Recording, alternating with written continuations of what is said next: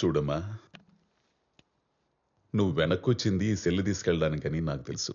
కానీ నీకు తెలియాల్సింది ఏంటంటే, ఇది నువ్వు మాట్లాడే ఫోన్ మాత్రమే కాదమ్మా, నిన్ను కాపాడే నేను నమ్ముకున్న ఎంకన్న బాబాని. నువ్వు పుట్టినప్పుడు ఆడపిల్లని ఎలా పెంచాలా అని నేను భయపడుతుంటే, అదిగో మా అమ్మ వెంకటేశ్వర స్వామిని నమ్ముకోరా, నీకేం కాదు అని చెప్పింది. అంతే, మా ఊరి నుంచి కాలినడకని తిరుపతి వెళ్ళి మోకాళ్లతో కొండెక్కి నీ భవిష్యత్తు ఆయన చేతుల్లో పెట్టి నా తలనీలాలిచ్చి నా కూతురికి ఎలాంటి చెడు జరగకుండా చూడు స్వామి అని మొక్కుకున్నా.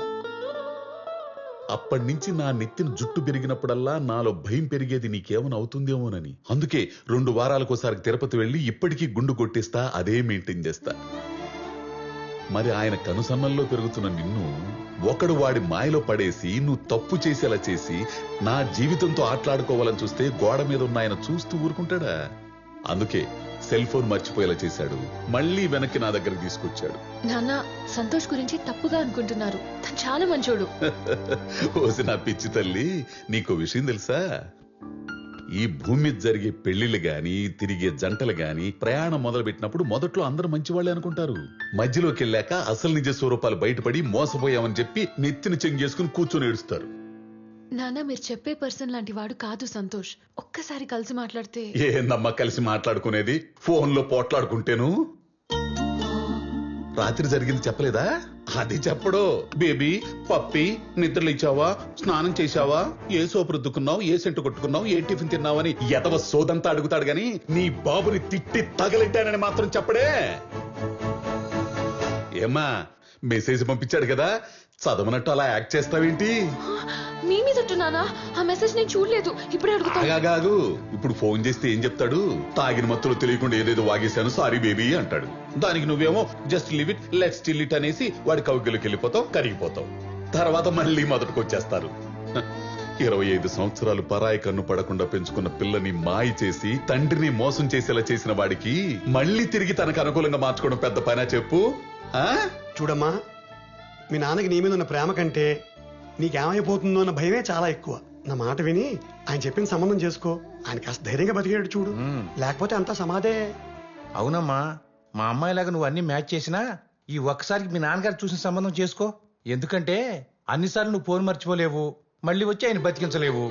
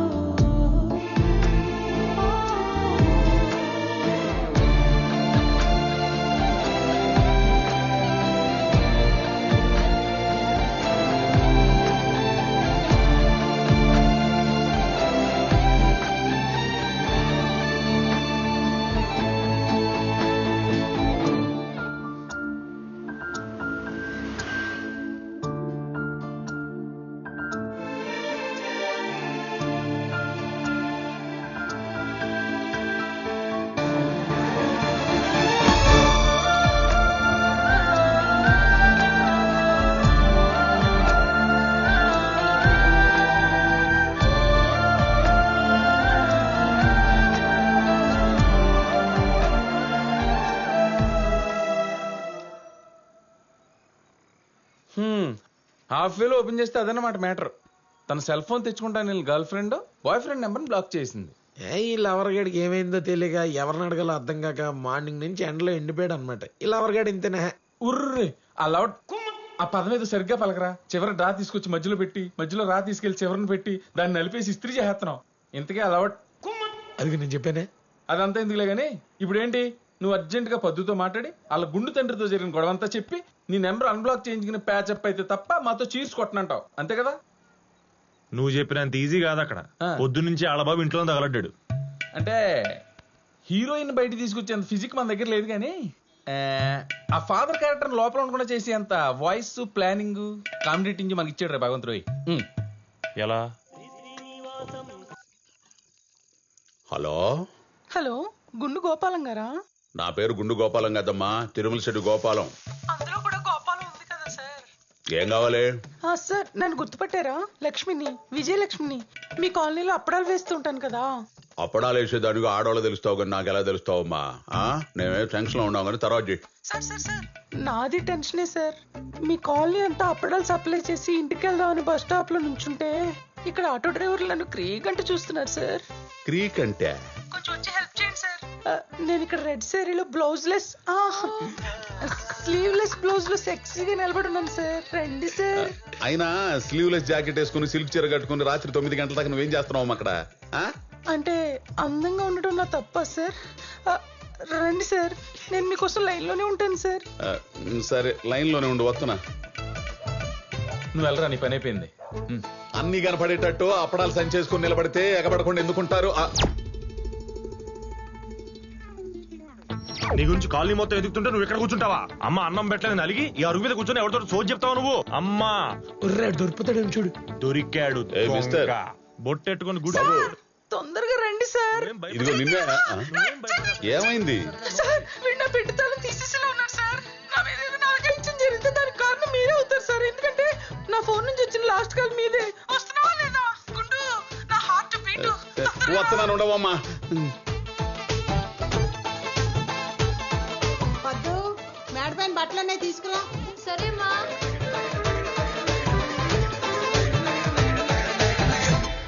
నువ్వేంటి ఇక్కడ? ఎంతసేపు వెయిట్ చేయాలి అక్కడ? పొద్దు నుంచి పిచ్చిన కొడుకులా తిరుగుతున్నాను. కాల్ చేస్తే ఫోన్ నంబర్ బ్లాక్ చేస్తావా? సరే తర్వాత మాట్లాడతా, నువ్వు వెళ్ళు.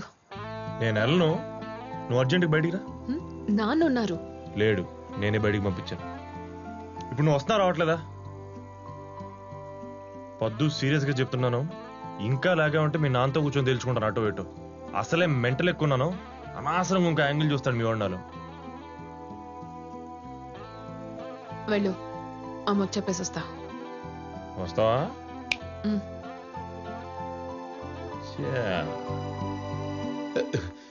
ఏవమ్మా అప్పడాల విజయలక్ష్మి, ఎక్కడుండా?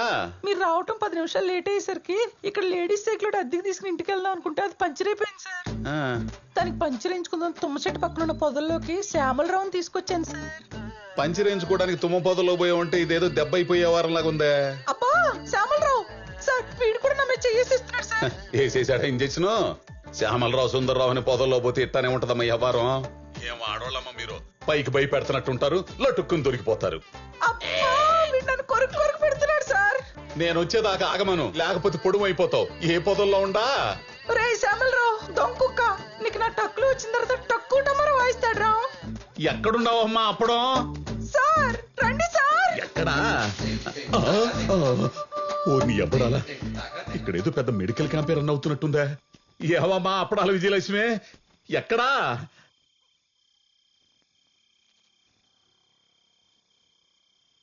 హలో, మా నాన్న ఎందుకు తిట్టావు? అసలు మా నాన్న మీద ఎవరు అరవమని చెప్పారు? అదే చెప్తున్నాను. నిన్న నైట్ కార్ డోర్ దగ్గర జరిగిందని కోపంలో వెళ్తూ నువ్వే కదా అని క్యాజువల్ గా మెసేజ్ పెట్టాను. నేనే ఎమోషనల్ పెట్టానో నీకు అర్థమవుతుంది కాబట్టి చూసి డిలీట్ చేస్తావు అనుకున్నాను. ఆయన చూస్తాడని నువ్వు సెల్ ఫోన్ తీసుకెళ్ళి ఆయన చేతిలో పెడతావని నాకేం తెలుసు? How could I imagine? ఏదో అన్నోన్ నెంబర్ నుంచి కాల్ వచ్చి హాఫ్ వేల నోటుకు వచ్చి మాట్లాడుతుంటే ఎవడు అని అడిగాను. అప్పుడు నీ ఫాదర్ అని చెప్పి మెసేజ్ మ్యాటర్ ఓపెన్ చేసి ఇష్టం వచ్చినట్టు మాట్లాడాడు. అమ్మా బాబుల పేరెత్తితే అప్పుడు నాకు మెంటల్ ఎక్కి అలా ఏదో ఫ్లోలో నోటి దూల కొద్దీ అన్నాను అంతే, అంతకు మించి నేనేం అనలేదు. అయినా నాకు ముందే తెలుసు ఇదంతా ఆయన వర్జన్ మాత్రమే చెప్పి నన్ను విలన్ చేస్తాడని, జరిగినట్టు చెప్పడని. చూడు ఏం జరిగిందో.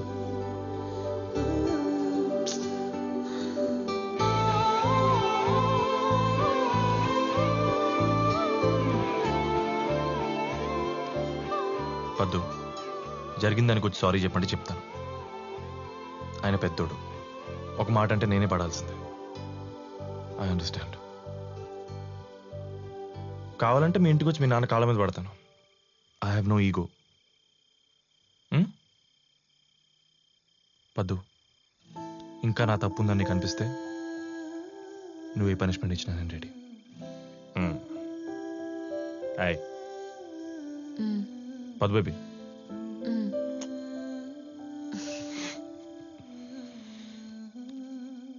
అది కాదే, ఇన్నాళ్ళ నుంచి నన్ను చూస్తున్నావు. నేనేంటో తెలుసు కూడా వన్ సైడ్ వినేసి నా నంబర్ బ్లాక్ చేస్తే నేను ఏమైపోతానే? బాబోయ్, నాకేం అర్థం కావట్లేదు. పొద్దున్నుంచి ఆయన టెన్షన్ చూడలేక ఇందాకేదో మ్యాచ్ తెస్తా అంటే సరే ఓకే మీ ఇష్టం అనేసా నీ మీద కోపంతో. సరే నీ ఇష్టానంత మాత్రం పెళ్ళి అయిపోద్దా ఏంటి? మ్యాచ్ సంగతి నేను చూసుకుంటాను. నువ్వు దయచేసి నా నంబర్ అన్బ్లాక్ చేయి తల్లి, please please.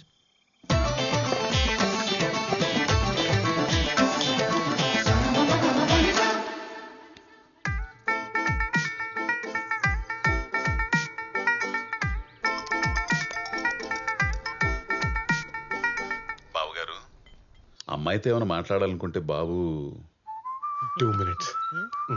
Okay, strategic time out, 2.5 minutes. Come on, boys. Strategic టైమా? కంపెనీస్ అల్లెడ్ గారు ఐపీఎల్ లో క్రికెటర్ కాదు కదా. అదేం లేదు, అసలు క్రికెట్ కి వీడికి ఏం సంబంధం లేదు. ఉన్న సంబంధం అంతా నాదే, అక్రమ సంబంధం. ఇక్కడ ఆపద్దే నవ్వేస్తాం. గల్లీలో క్రికెట్ నుండి స్టేడియంలో క్రికెట్ దాకా ప్రతి మ్యాచ్ ఆడి ఆడి ఓడిపోయి చివరికి కలిసిపోయి అంపైర్ గా మిగిలిపోయాను. అవుట్. మీ మామ సంగతి సరే, ఇంతకీ పెళ్లి కుమారులు వారు ఏమంటారు? అమ్మాయి నచ్చిందో లేదో? ఫస్ట్ ఓవర్ క్రికెట్ బాల్ లాగా తలతల్లాడిపోతూ ఎర్రగా మెరిసిపోతున్న అమ్మాయి పిచ్ మీదకి వచ్చి నీ బ్యాట్స్మెన్ కైనా నచ్చి తీరాల్సిందే. ఆ బాల్ 6 కొట్టి తన సత్తా చాటాల్సిందే కదా. ఓ అబ్బో, చాలా ఉందిరా వీడికి. బావగారు, కట్న కానుకల గురించి ఒకసారి మాట్లాడుకుంటే. రే బార్గెన్స్ బిగినాయి. ఇక్కడ అసలు క్యారెక్టర్ బయటపడుతుంది. అక్కడికే వస్తా. మీరిద్దాం అనుకుందో డైరెక్ట్ గా మీ కెప్టెన్స్ కి, మీ అమ్మాయికి మీ అల్లుడికి ఇచ్చుకోండి. కారు ఇస్తారో ఇల్లు ఇస్తారో, లేకపోతే ఊళ్ళో ఉన్న పొలాలని అమ్మేసి క్యాష్ ఫిక్స్డ్ రూపంలో డిపాజిట్ చేసి అడ్వాన్స్ కో 5 లక్షల రూపాయలు ఇస్తారో మీ ఇష్టం, నాకే అభ్యంతరం లేదు. మావ సంగతి సరే, కెప్టెన్ మూడు పరిస్థితి ఏంటో? నాకు తన శాలరీలో ₹1 కూడా వద్దు అంకుల్. ఎప్పుడైనా హస్బెండ్ కోసం టూర్లు ప్లాన్ చేసినా, ట్రిప్పుల్కి వెళ్దామన్నా, గిఫ్ట్లు కొనిచ్చినా తన సేవింగ్స్ లోంచి తనే తీసివ్వచ్చు. ఆవిడ సరేరా, నువ్వు ఆవిడకేం పెడతావు? ముద్దులు పెడతా, ఫ్రీగా హగ్గులు ఇస్తా, ఎప్పుడైనా వాకింగ్ వెళ్తే తోడెళ్తా. ఓ మై గాడ్, తను నా వైఫ్ అని సొసైటీలో అందరికి చెప్పి గౌరవం పెంచుతా. బేసిక్ గైడ్ పెళ్ళానికి ఏమి ఇవ్వకూడదని గట్టిగా ఫిక్స్ అయిపోయాడు. సార్, వీడు మళ్ళీ ఫోన్ చేశాడండి. చేశాడా? ఇప్పుడే అనుకుంటున్నాను, ఏంట్రా ఇంత ప్రశాంతంగా పెళ్లి చూపులు అయిపోతున్నాయని. కోటి వచ్చేసింది. ఇప్పుడు ఏం చేయమంటారు సార్? ఎత్తి మాట్లాడండి. కట్ చేసేస్తాను. కట్ చేస్తే కత్తిచ్చుకొస్తాడు. మీ ఊడు కూడా తీసుకొచ్చాడా? వచ్చాడంటే ఇష్టమా, రాలేదంటే ఇష్టమా? ఏంటి స్వామి ఫజిల్స్ ఆడుకు దొబ్బుతున్నారు? ఏం బాబు గారు, కట్న కానుకల విషయమా అలా సైడ్కి వెళ్ళి మాట్లాడుకోండి. మాలాగే డిసైడ్ అయిపోతుంది హ్యాపీగా. మీకు కావాల్సిన స్ట్రాటజిక్ టైం తీసుకోండి.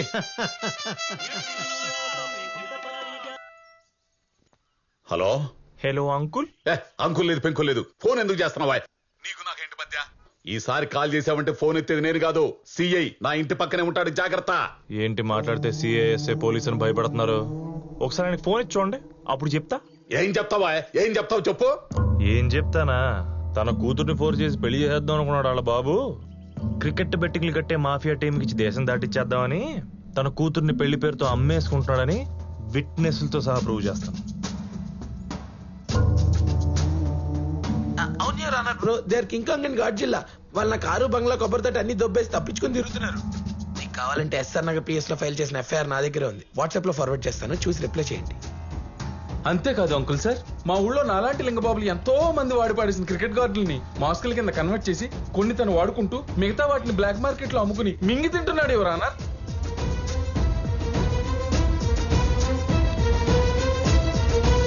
ఇది చాలా ఇంకేమన్నా కావాలా మావా బ్రో?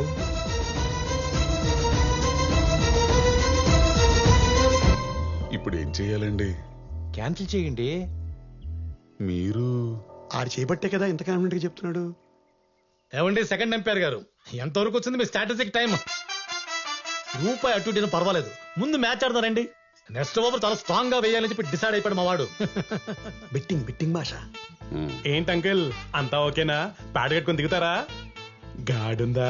నీ ఎయిని పెట్టుకోమను రా గాడ్డో, నీ ఎయిని పెట్టుకోమను. చూపులకు వచ్చి చెడ్డీ లేకుండా ఎదురుగా ఆరేసి కూర్చున్నాడు ఇందాక నుంచి, చూడలేక చేస్తున్నావు. అది కదండి, వచ్చిన కాడి నుంచి చేయి కింద నుంచి టిక్కు టిక్కుని కొడుతున్నావు.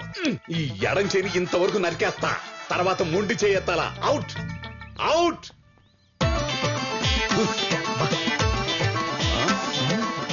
హ్యాపీ.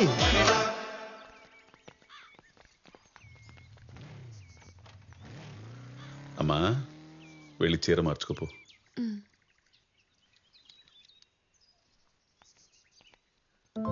తల్లి సారీ నాన్న, మళ్ళీ నేను ఇలా కూర్చోబెట్టి బాధ పెట్టను, సరేనా? నాన్నా అవునరా, ఈసారి నేనే తిరిగి నాకు నచ్చాక నీకు నచ్చుతాడని నమ్మకం కలిగాకే ఆ కుర్రోనైనా కుటుంబానైనా నీ ముందుకు తీసుకొస్తా. నా బంగారు తల్లివి, నా మాట కాదనకుండా నన్ను ఎదిరించకుండా వీణ్ణి చేసుకో అనగానే చేసుకోవడానికి ముందుకొచ్చావు చూడు, చాలురా. ఈ జన్మకి ఆ తృప్తి చాలు. ఎన్ని కోట్లు సంపాదించినా రాని తృప్తి క్యారెక్టర్ కరెక్ట్ గా ఉన్న కూతుర్ని కన్నప్పుడే వస్తుందని నిరూపించా. చిన్నప్పటి నుంచి నీకేం కాకూడదని భయపడుతూ పెంచుతూ నిన్ను ఎక్కువ ప్రేమించేశానురా. ఆ ప్రేమను గౌరవించి నేను తీసుకొచ్చిన వాణ్ణి ఎవడు నాన్నా వీడు అని అడగకుండా వాడి ముందు తల దించుకుని కూర్చున్నావు చూడు, చాలురా, చాలు. మా అమ్మ ప్రతిపుండంగానే పుట్టిన అమ్మవరా నువ్వు. చచ్చినా నీకు ఏలుటు రానివ్వనమ్మా. నీ కంటి నుంచి కన్నీటి బొట్టుని కింద పడనివ్వని వాడిని నీకు పెళ్లికొడుకుగా తీసుకొస్తా. ఎవరి దగ్గరైతే నువ్వు సంతోషంగా ఉంటావో, ఏ ధైర్యం నీకు తోడుగా ఉంటే నేను భయం లేకుండా ఉంటానో అటువంటి వాడిని అల్లుడిగా తీసుకొస్తానమ్మా, సరేనా? నా తల్లి తీసుకొస్తానమ్మా, తెస్తా, తెచ్చి తీరుతా.